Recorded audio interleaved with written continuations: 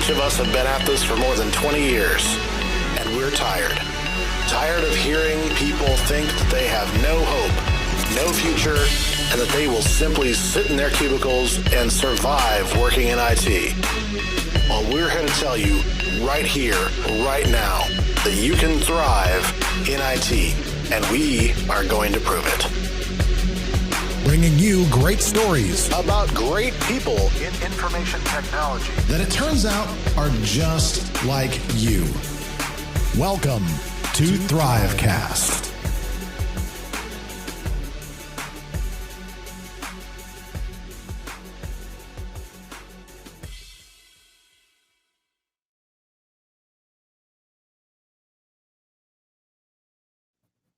All right, welcome to another edition of THRIVEcast.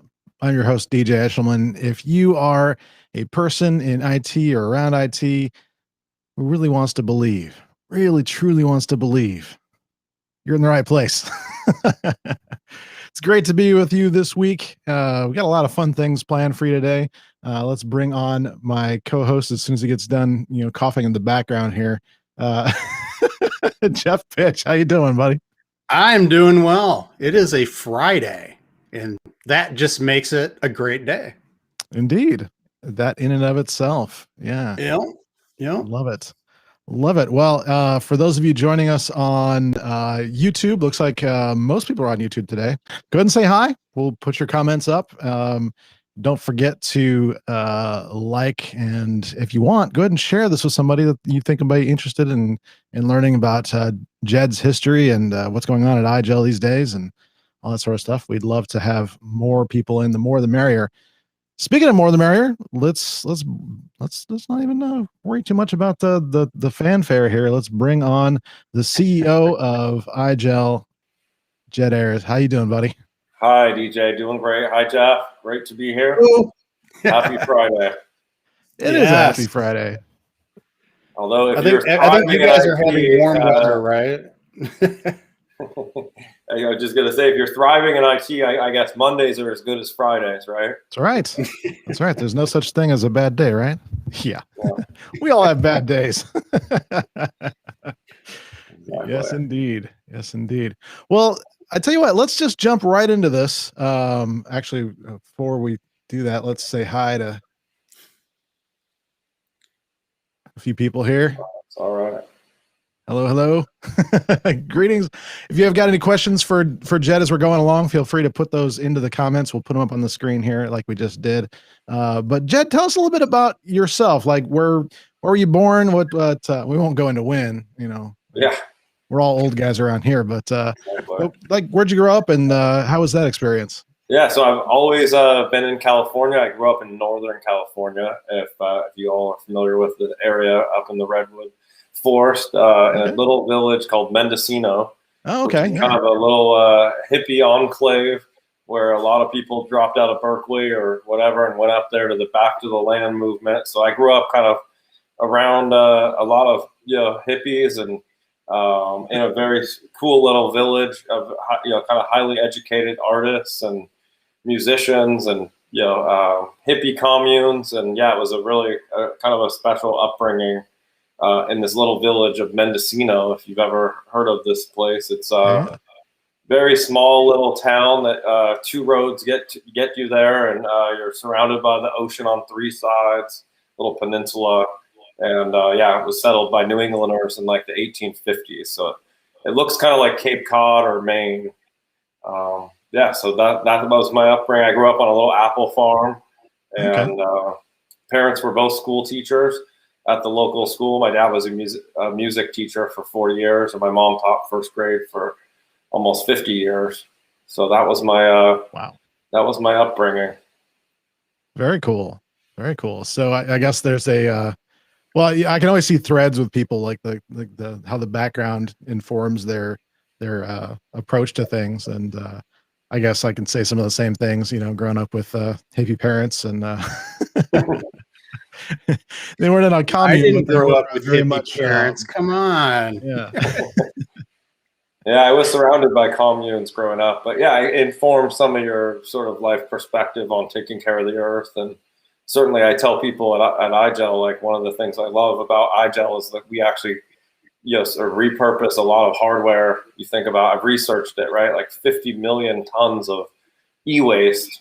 We all get new devices, and where do these things go, right? After you're done with it, they go into the landfill, right? And so this has been one of the gifts of IGEL, is kind of reducing the amount of the 3 R's, right? Reduce, reuse, recycle. Yeah. And obviously reusing is part of the IGEL, and reducing the amount of new devices, and so that's always been a kind of a special thing for me.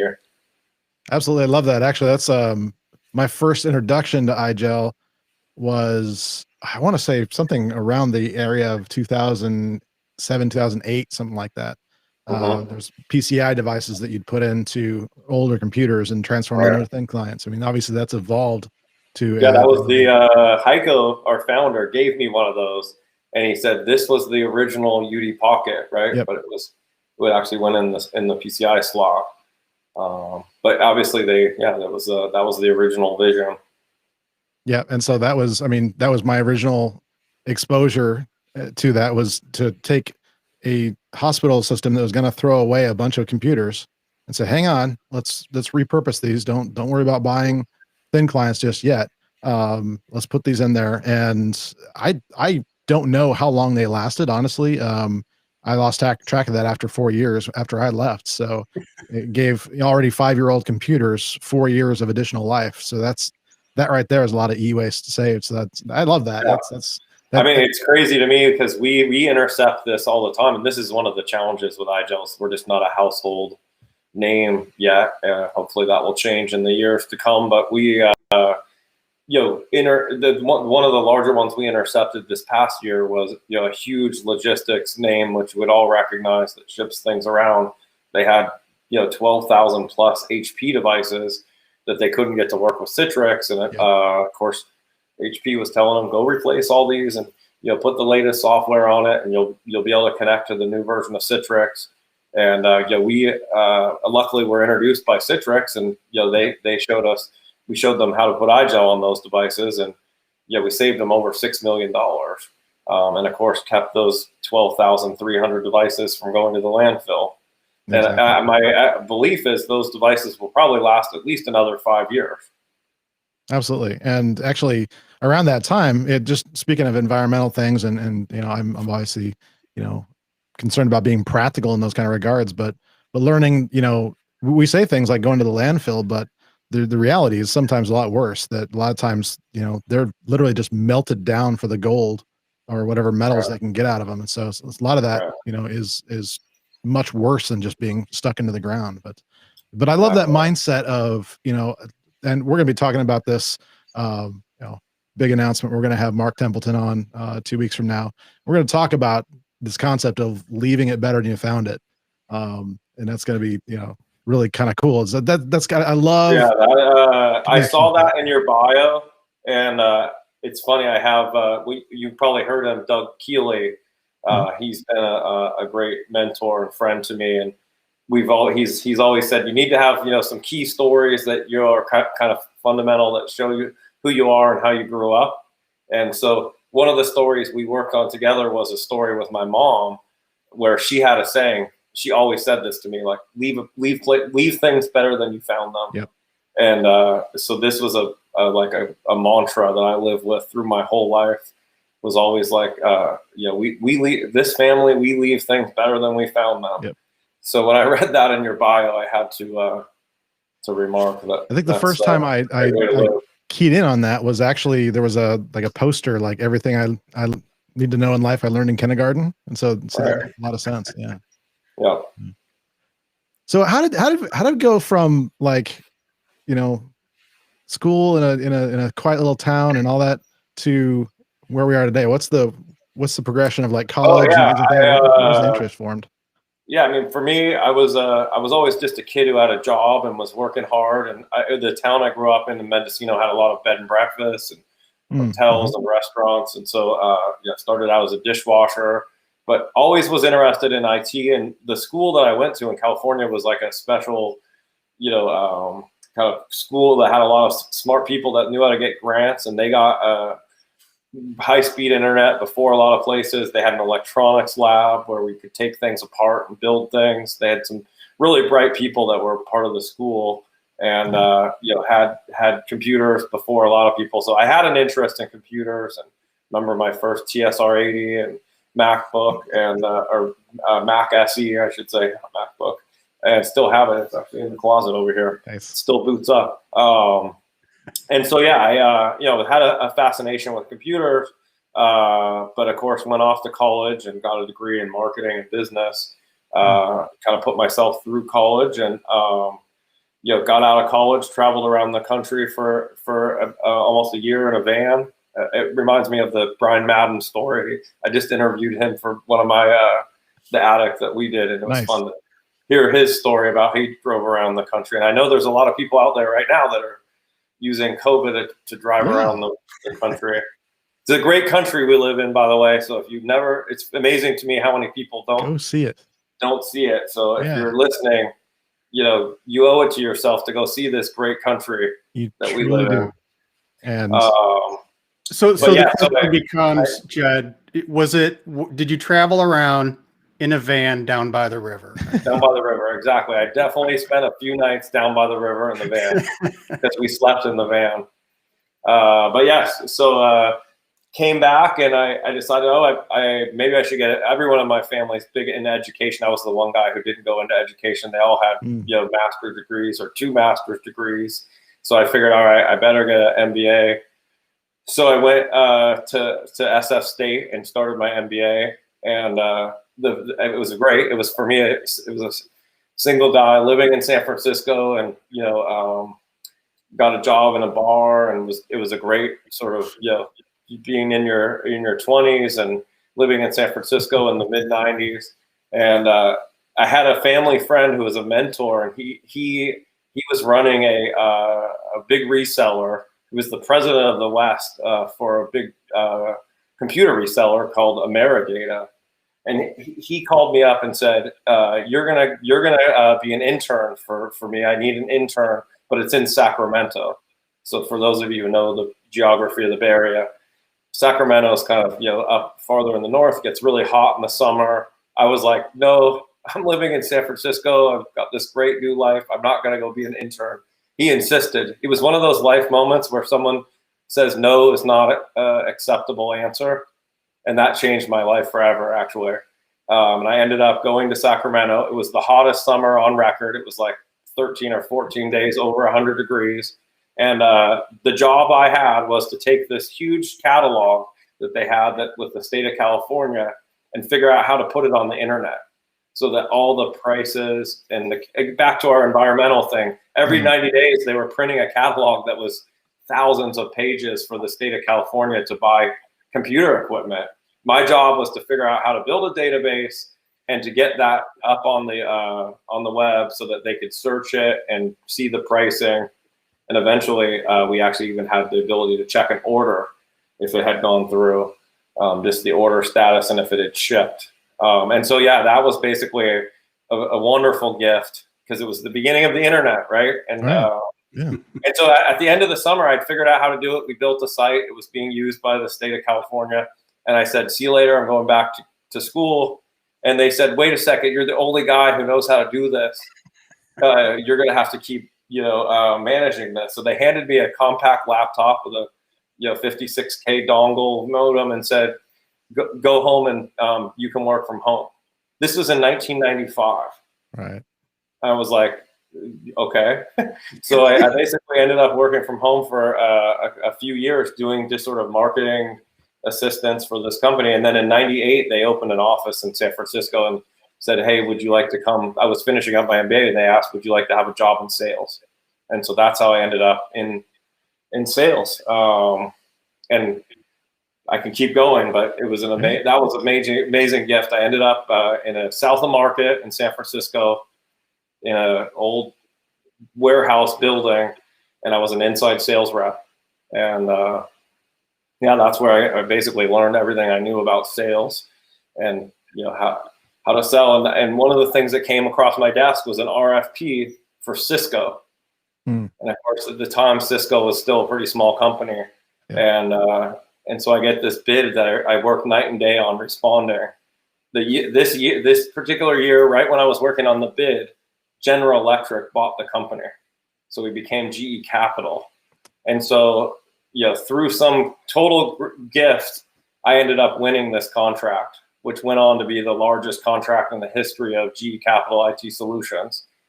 And that was sort of like where I realized, wow, end user computing wasn't a name at that time, but we were selling them sort of $3 to $5 million worth of PCs to the engineering group, and we had 150 people on site that were managing and moving the equipment around. So it was an amazing contract, and of course that led to contracts with Applied Materials and other big Silicon Valley, Symantec.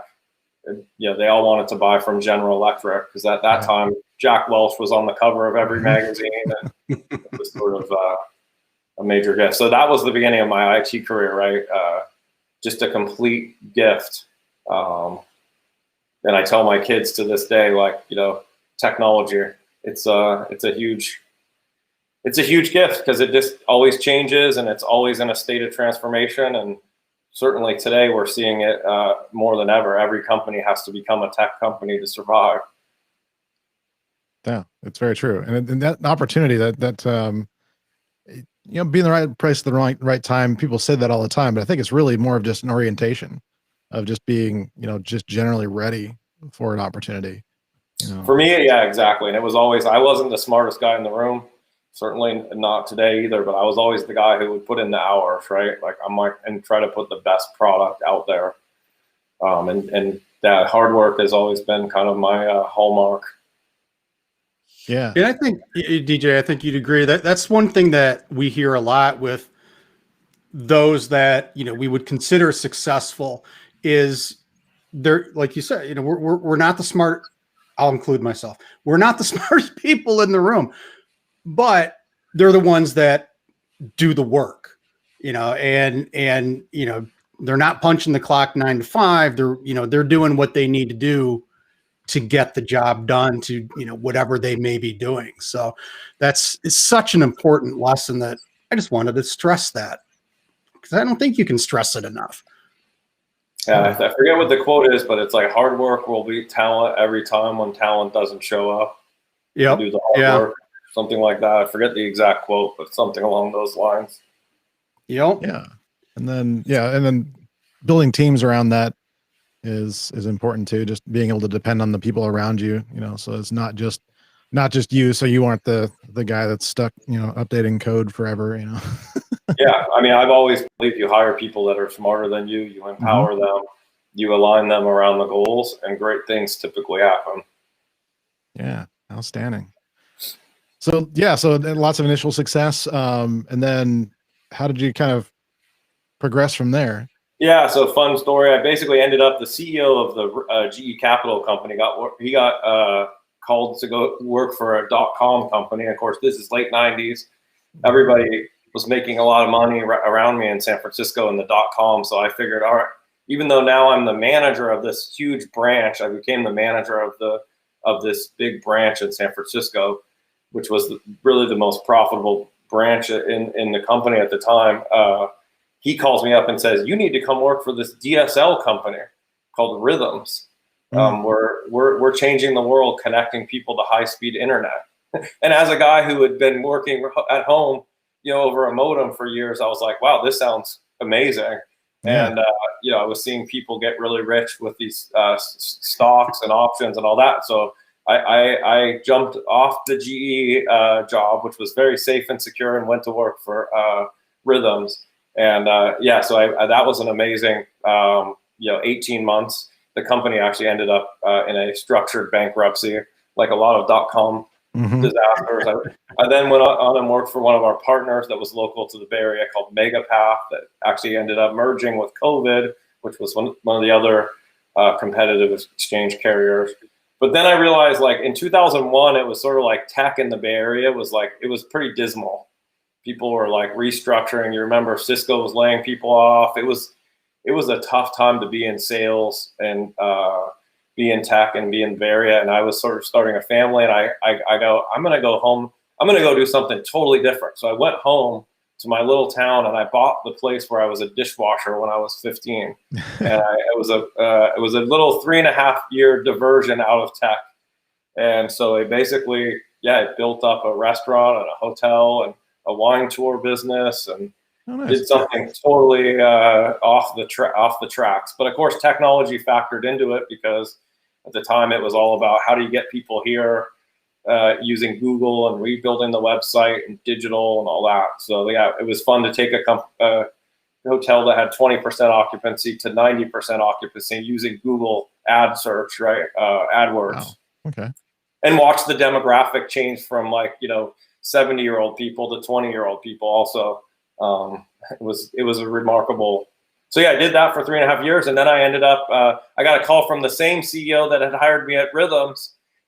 He was now the CEO at MTM Technologies. He actually came and visited my hotel because he had MTM bought, you guys probably remember these names.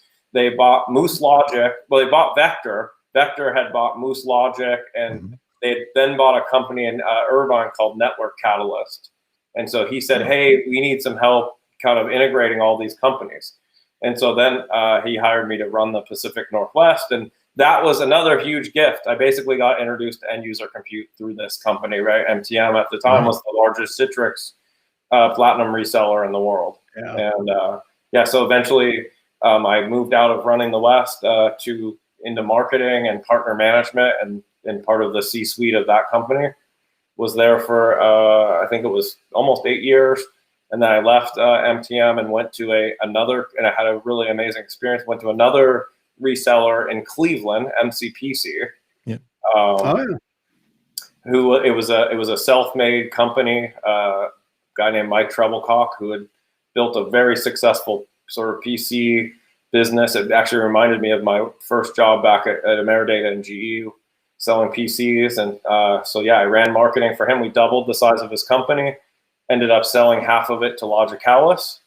And then that was when I realized I don't want to be in the reseller world forever. I want to go into the software. I want to work on the manufacturing on the software side. I like the margins and what I saw there. So then I ended up working at AppSense, and was part of the executive team that sold out, that really started to grow AppSense again, and sold it to Tomo Bravo and Ivanti. And then I got this crazy call to come work for IGEL in the middle of the night. It was weird. It was literally the day we signed the letter of intent. I was driving from where I live in Marin County. So it was, talk about a work ethic thing. It was like I used to drive an hour and a half to Sunnyvale to our office there. And it was 4 a.m. I was on the 280 and my phone rings, and it's a guy in the UK, Simon Richards, which some of your listeners may know this guy. He says, hey, we're looking for someone to run IGEL in the US. And I almost hung up on him. Because for me, IGEL, I was looking at Splunk and security companies and other software companies, and I knew IGEL. I liked their logo and their yellow color, but I knew them as a hardware thin client company, right? So he convinced me, come take a meeting with our founder. He knew that we were having an event in Windsor, right outside of London. He said he'll fly in to meet you. And then that was another fateful 4-hour dinner. And he convinced me. Sorry, I'm getting a little echo. He shared with me that the software vision that he had. He shared with me the challenges he was having to go into the U.S. market with IGEL. And these two things came together. That's awesome. Yeah, and that's kind of where I started hearing about IGEL, Jed, is after you took over. Because, I mean, as far as I'm concerned, you did, over the next few years, the greatest marketing blitz of getting IGEL's name out there from what I would say was an unknown in the U.S. market at the time to on everybody's tip of the tongue. Thin client, IGEL, we didn't, even if you didn't quite know what it was beyond beyond thin clients, you had IGEL on the mind. And, there's a few other companies that have done that in the past, but thin clients. I mean, that's an amazing story. I think in and of itself is you were able to turn thin clients into something cool. And I know now, at that time it was thin clients. You've moved over to OS and the recycling, but it's an amazing story. I think, you taking something that was not sexy at all and really turning it into something great. There was a lot of lucky breaks along the way. But yeah, I mean, part of the challenge was it was in German, right? Like all the marketing was done in German. I don't know if you've ever tried to translate German to English. That's really challenging. It also was very technical, hardware, feature, function heavy. So we really flipped it into English, and we drove more of like, hey, this is what the technology can do for you. It can be more secure. You can have way fewer people managing environment. We can save you lots of money. And so, yeah, that was really fun, right? And we gave away some Teslas, and we did some crazy bold stuff. Then to Heiko's credit, he really let us, because he had failed a few times, he was willing to let us try anything. And yeah, it was a fun meeting that I went to Germany and said, yeah, we're going to give away a Tesla to these guys who all drive Porsches and Mercedes and very proud of their cars, right? We're going to give away an American software-defined car.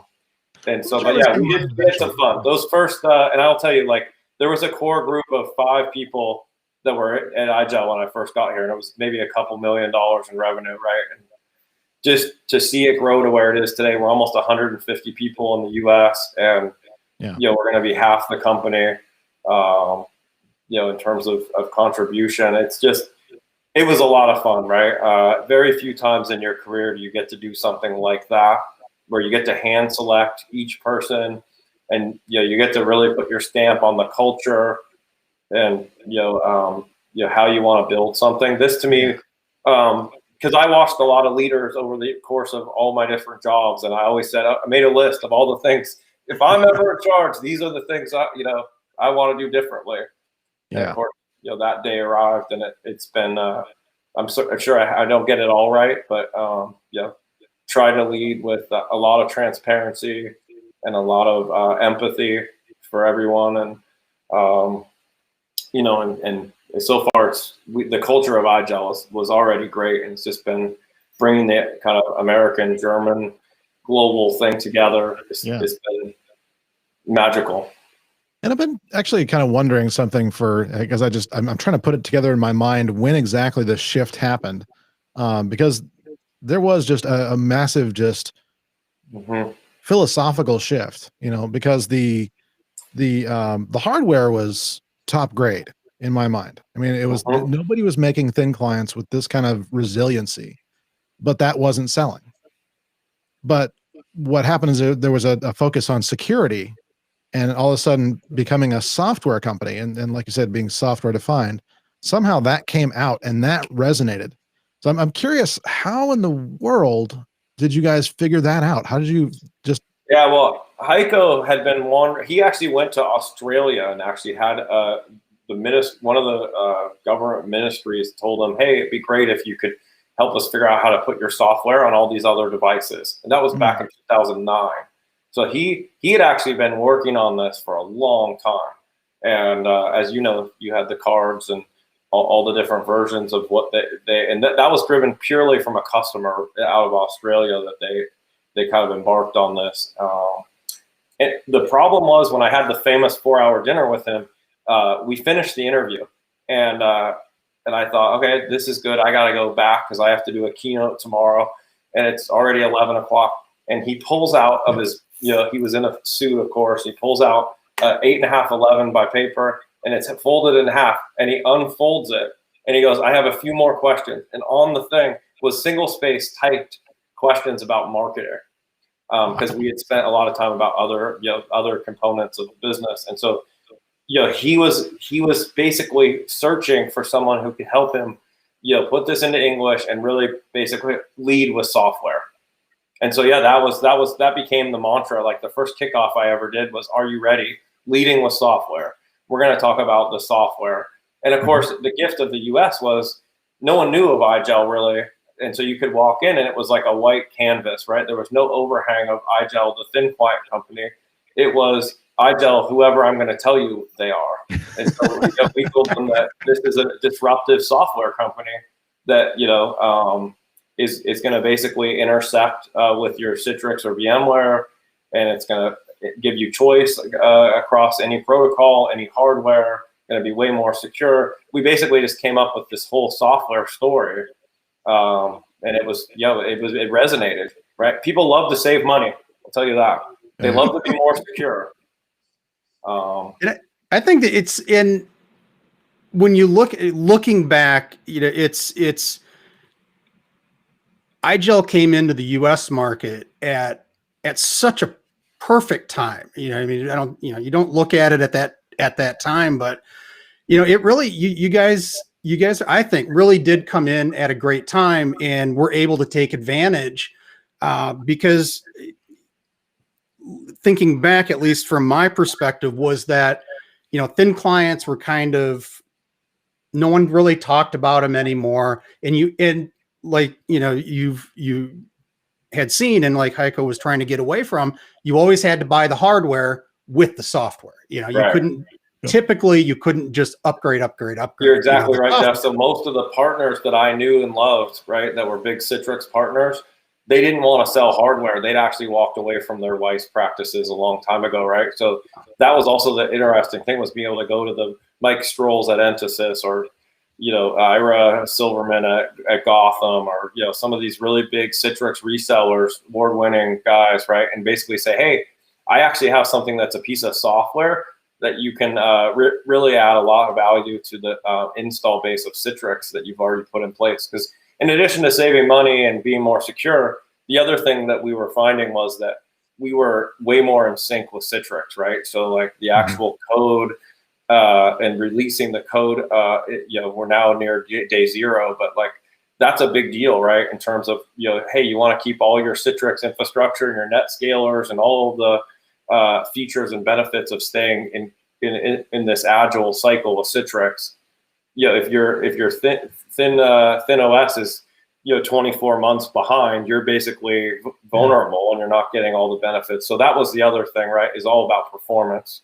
Does this work with now today it's all about Teams and Zoom, but right. It was, can we print with this? And the relationships. This is where being in the US also was a very big deal. We started to have a business alliances team, right, that was parked at the door of Amazon and Microsoft and Citrix and all the other players that are all US based. And so, while we have this amazing development team, we now have a conduit of really good people in the US that are like, enhancing these relationships. Because trust me, no one delivers this end user compute technology. It's not one product, right? It's typically 5 or 8, in there that are going out with that architecture. So having the interconnectivity, out of the box functionality, this has been magical, right? So whether it's Lakeside or Printer Logic or ControlUp or now Tahama or Nerdio, all these guys having that ecosystem has made a big difference. And in my mind too, it's like just kind of going back a little bit to kind of the initial selling point for me, especially when I spent time working with smaller businesses. It was always the ongoing costs and things like that. They didn't even think in terms of like CapEx versus OpEx kind of thing. That just wasn't even the language they were using. It was just like, how much is it going to cost me this week? And so when it came to the way some of the manufacturers out there, who shall not yet be named, but they had thin clients with software that cost you a lot of money, but didn't really give you anything value-wise as far as we were concerned. I mean, maybe in a big enterprise, there'd be some value to it, but just what it took to run the software is, man, I just have 50 thin clients I want to manage. Why can't I do that? It's like, why do I have to go through all these things and hire somebody on staff just to take care of this? Well, here comes IGEL, and it's like, just blew it up, just destructed all of that. It's just like, exactly. We interviewed 50 customers when I first got here, just to sort of hear what they had to say about it. Mm-hmm. And the 3 words that came out the most were simple, smart, secure. So we adopted those as our, and we actually, it was revolutionary in its simplicity. That was actually the tagline we came up with. To your point of, just sort of the simplicity of setting up profiles, storing them, being able to, drop them in a folder and affect those devices. And it was great because one of the things we did when we gave the Tesla away was we actually trained our inside sales team to do the demo, right? They would literally pull up, here's the console, here's the thin client, virtually. Now watch this. I'm going to change, I'm going to write a policy to change the personality of this device. They would save it, drive it into the thing, and bam, that device, and the people's eyes would be like, how soon can you show up, on site, kind of a thing.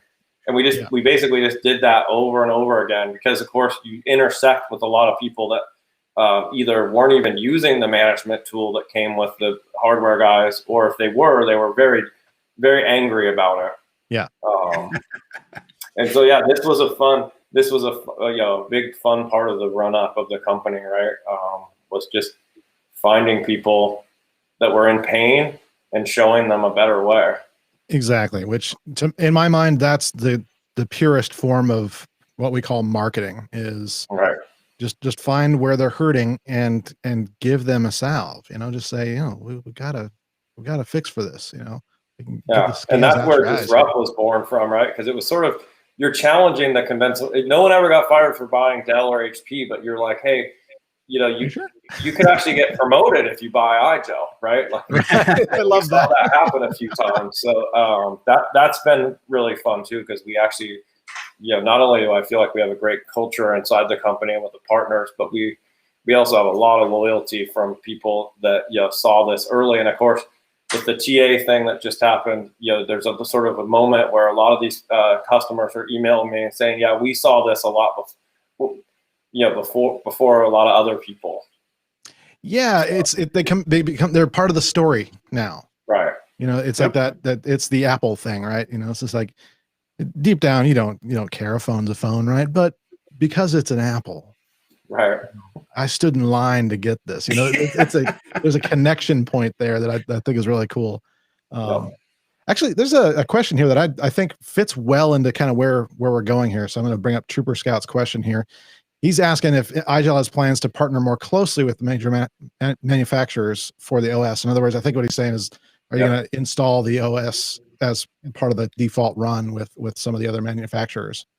Is that something? Yeah. So obviously, I don't want to emulate the guy who built this industry, but Bill Gates, right? He said he wanted a PC on everybody's desk.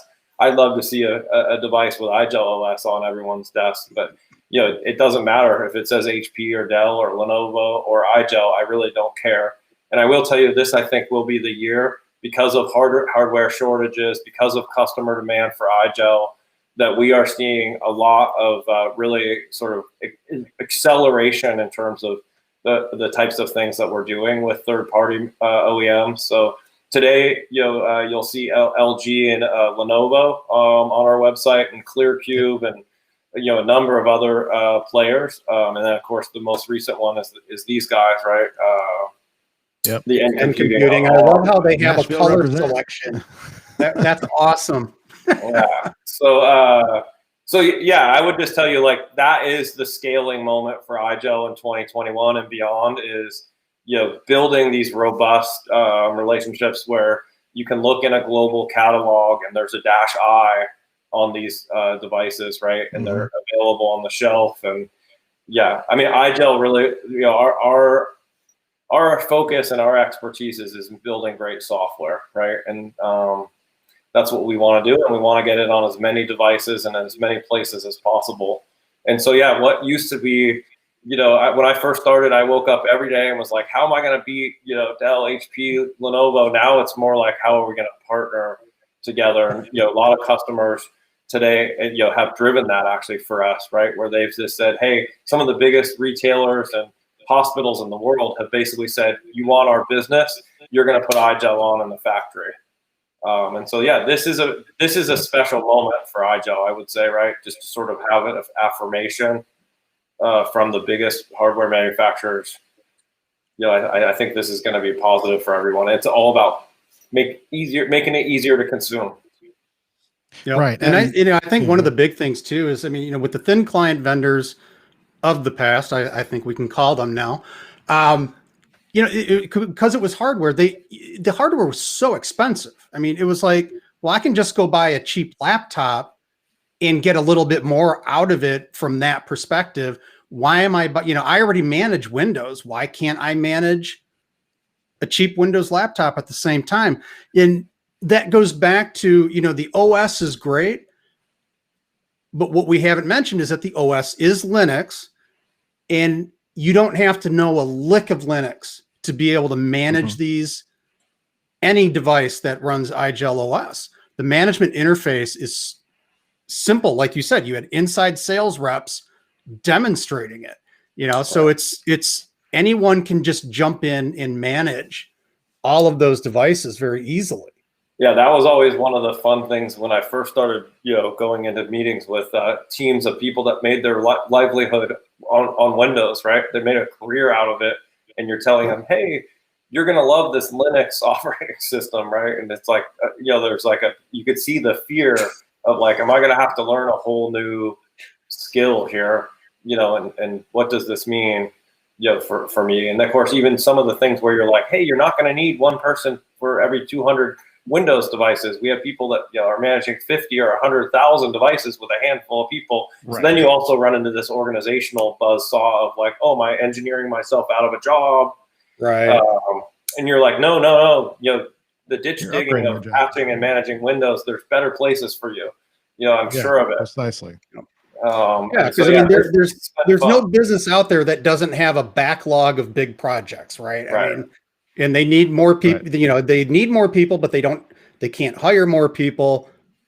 So free up the people so that they can do those big projects. Yeah, absolutely. Yeah. Hey, let's talk a little bit about next week. Put this on the board here. So a special link to go sign up for super next week's event. But tell us a little bit about what's happening on Thursday.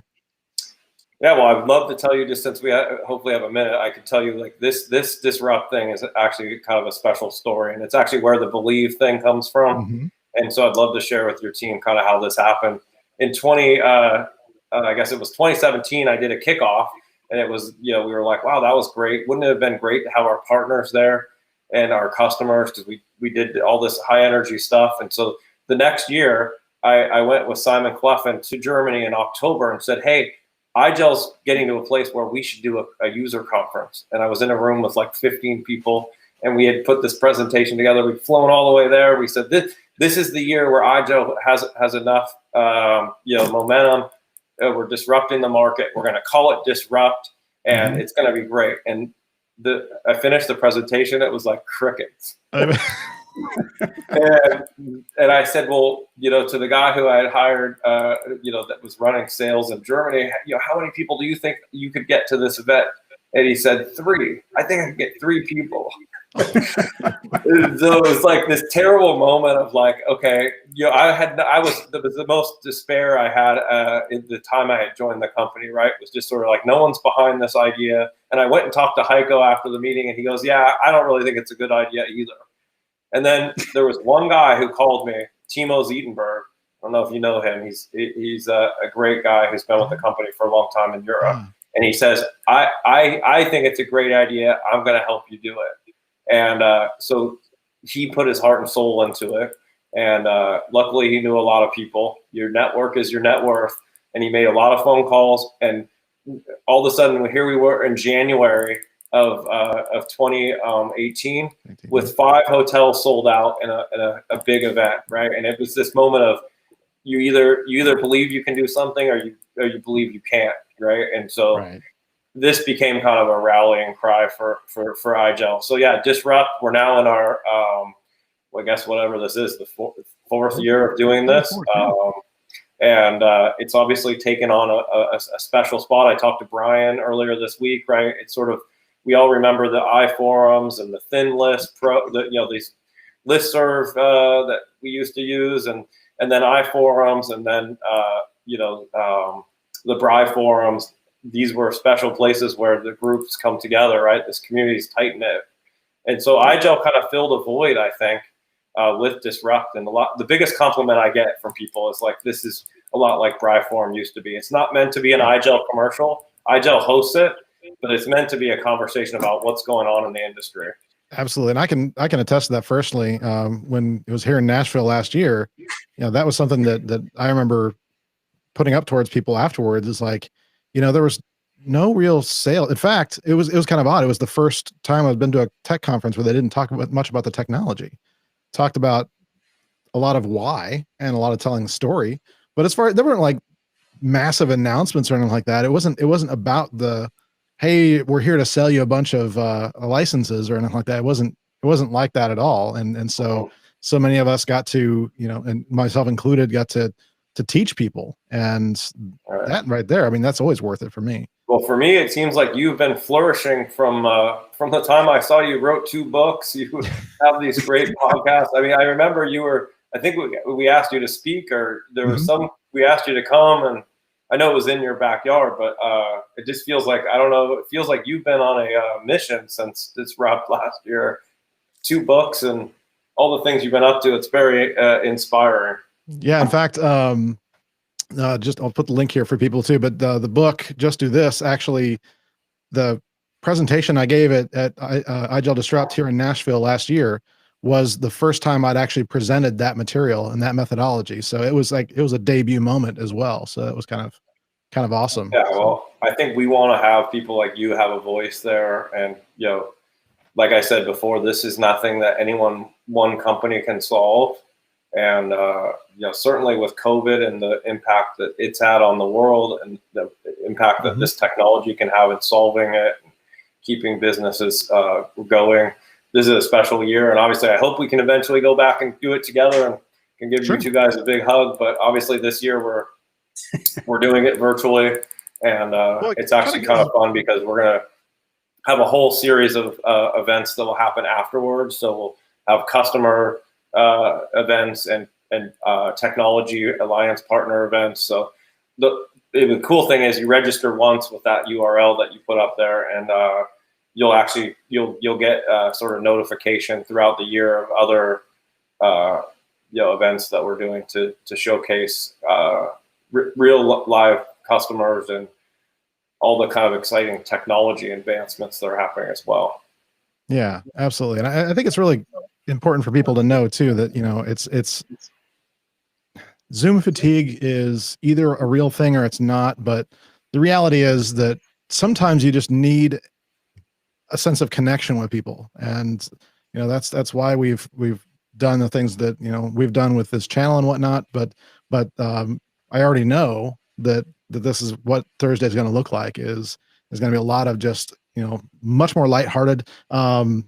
I should put a link to the thing Simon put up today, the video he made about what it's going to be about, and just how it's different than other events. Yeah, it's funny because I actually called him when I was trying to work on some of my opening statement, and it was like, yeah, okay, we're trying to do this differently, and yeah, how much different can it be when it's still through a Zoom screen, right? Yeah, but. Yeah, it is. It's just about bringing the community together, engaging in the conversation. It's never going to be the same as, being able to stay up and have a hangover the next day. But, it's a gift to bring all these people together. We all need each other. There's an opportunity to have a conversation. I actually talk quite a bit in my opening thing about mental health, because I do think Zoom fatigue is real, and this isolation, certainly for people like myself that are wired to be around humans. Yes. I love my family more than anything, but I also love the EUC community. I love going to Nashville and meeting the guy who, behind the hotel desk, right?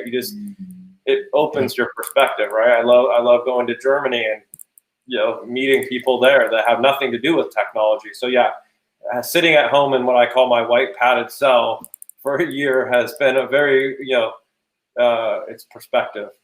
right? Yeah. And certainly the next time I see you gentlemen in person, I will not take it for granted. Right. Yes, that's That is very absolutely true. Yeah. Our Now, most what's popular. interesting, I do want to mention this. What really kicked off getting you on, because I mean, we had always said, we want to get Jed on, and me being me kept procrastinating.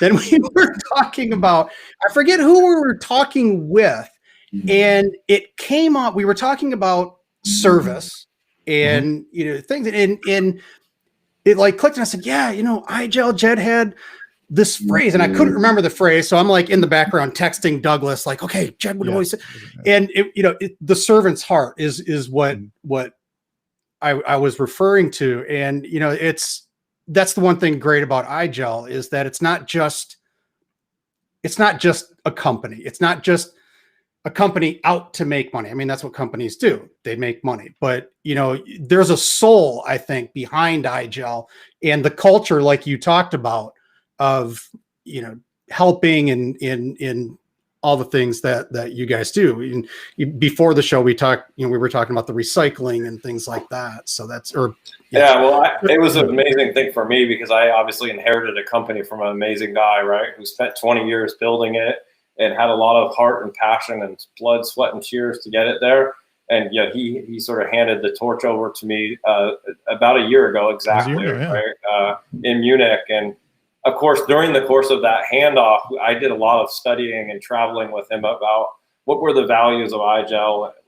It was about trust and integrity and independence and partnership. And obviously, he really lived those values. But as a new leader, kind of, I wanted to make sure we we gave a lot of reverence to those values. But I stood on the stage in Munich, and I told the 450 people that work for IGEL, I said, these are the values of IGEL that got us here. And I said, I'm going to simplify even more for you. There's two words, there are two concepts: believe, which we talked about earlier, and then servant heart, which was this idea that, hey, if we can take care of each other, we can take care of our partners, and we can take care of our customers, and we really have passion and we believe that we can do that, in that order, by the way.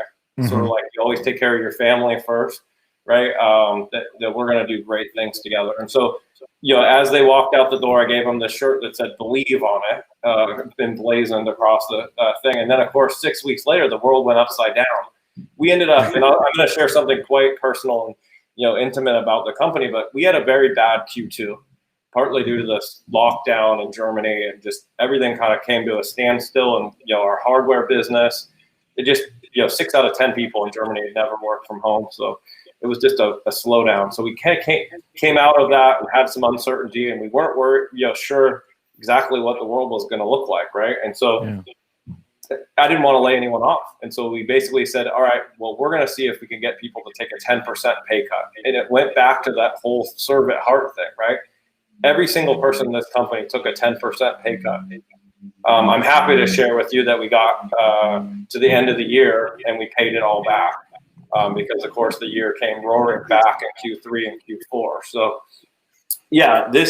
these two concepts, I guess, like served us so well. Of course, the believe thing took on a life of its own also, right? As we tried to sort of spread a message of positivity and hope, in a very dark time, that, hey, if we believe, in a positive future, just the whole envision a better future, and you can be part of that, right? And sort of just your outlook is so important. We set thousands and thousands of shirts around the world. I mean, to places that were struggling. It was amazing. We would get these requests for 50, 100 shirts in Italy, in a hospital in Italy where they were having an outbreak, and they wanted these believe shirts. Yeah. So it's been an amazing year. One I would have never predicted, and certainly as a first-time global CEO, it's battle-tested. And also to do all that and then come out the other end with TA. The announcement we made last week. Yeah, that is great stuff. Well, I mean, it really, again, it comes right back to that orientation and readiness thing. It's just like, it's not, some people just sat down and decided to be a victim and other people decided, you know what, we're going to show up. This is what we were built for. This is what our culture just has in it. Let's live in that instead of running from it. And so I definitely commend you guys on that. That was definitely something to fully embrace that and to watch people like identify with that again. It's that sense of belonging, and it's not just like I have status, it's more of like, no, the work has already started and I'm gonna be right there with it, so the belief is already there. I can tell you there's nothing like culture when you cry together and you sacrifice together and you win together and you lose together. But like, yeah, the sacrifice of this past year was something quite extraordinary. It was really something different. Well, coming up on the top of the hour here, so let's give some flew final by. thoughts. I felt like 5 minutes talking to you two guys. I know it goes by every time. So what kind of final thoughts? Doesn't feel that way, but I did. honestly. So again, people, get yourself registered, thrive-it.com/IGEL disrupt, or I think just IGELdisrupt.com, I think, right? Or no, sorry, disrupteuc.com. Disrupt EUC. Yeah, it's going to be IGEL's largest event ever. So to your point about the community coming together, it's from all over the world, all your favorite people, plus about 20 sponsors of all your favorite tech companies will be there. And of course, if you just register and you can't make it on next Thursday, you can always, we're going to make all the stuff. This is the great thing about, the next Jeffs and DJs that are coming up, right on your shoulders. They'll be able to consume all this content for free forever. So yeah. Oh, thank you, Paul Finn. Love you. Yeah, you're awesome.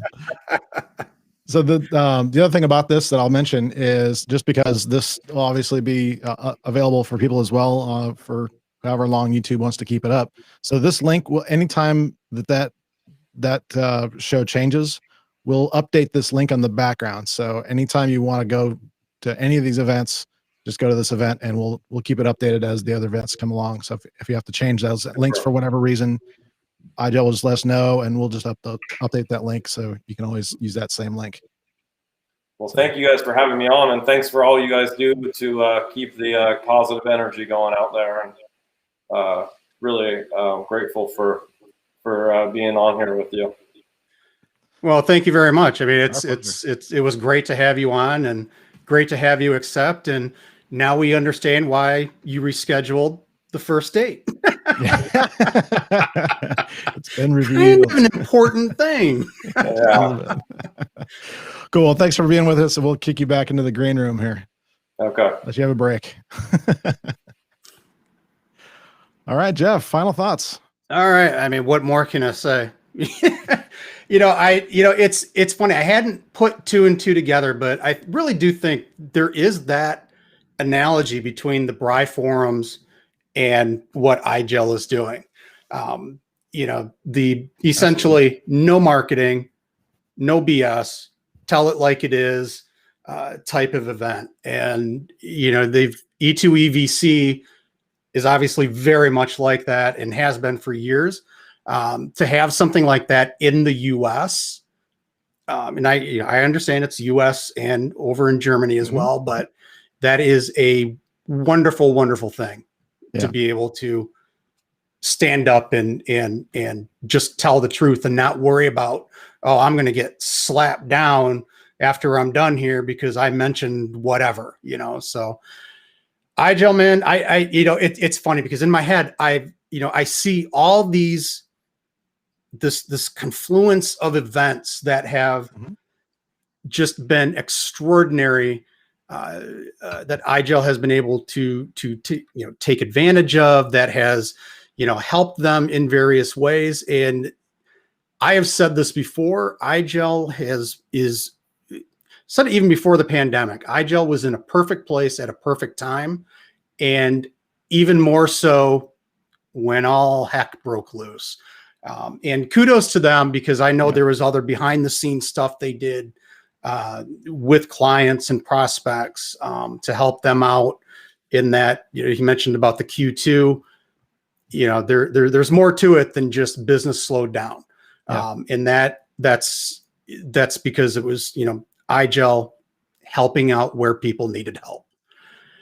Absolutely. So that's all I've got to say, other than thank you again, Jed, and have a good weekend, everybody. Yeah, awesome. You're gone. Awesome. Well, great to be here with you guys, and just want to remind you just really quick, definitely go register. It's free. You can't beat that, right? So go get registered for this event. You're going to want to set aside your day. It is going to not just be about thin clients or thin OS. It's going to be tips and tricks from some of the brightest and best people out there, which, yeah, I can't say enough about. In fact, I do want to say a thank you again for the team at IGEL that puts this on. I mean, they are some of I'm going to come up with like 1,000 names. But honestly, that whole team has been amazing to work with. And I remember showing up at Disrupt Nashville last year, and Enit especially was just making sure everything was good with me. Not that making sure that I was where I needed to be at the right time. That wasn't her concern. It was like, is everything okay with you? How can I serve you? That's the kind of culture that I appreciate, especially when I'm going to speak at an event, whatever. Those are the kind of things that really resonate with me, and kind of, it's not buying my loyalty, it's earning it. And so that's a really good thing. So I definitely encourage you to register for that. Also, just one more time, do encourage you to grab a copy of the book, mostly because at the end of the month, the printing costs are going up. And so definitely get it before, we have to increase the price a little bit. But we also have an additional coupon code there that we're going to keep active no matter what, for listeners and watchers of THRIVEcast. So just go to thrive-it.com/justdothis.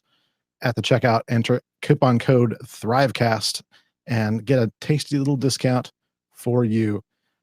Appreciate your time and attention today. And in all things, leave it better than you found it. We're going to have a great few shows coming up.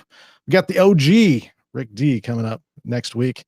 The week after that, Mark Templeton will join us. It's going to be a great, great few weeks. I'm really looking forward to it. So thanks for being with us, and we'll see you again next week for another THRIVEcast.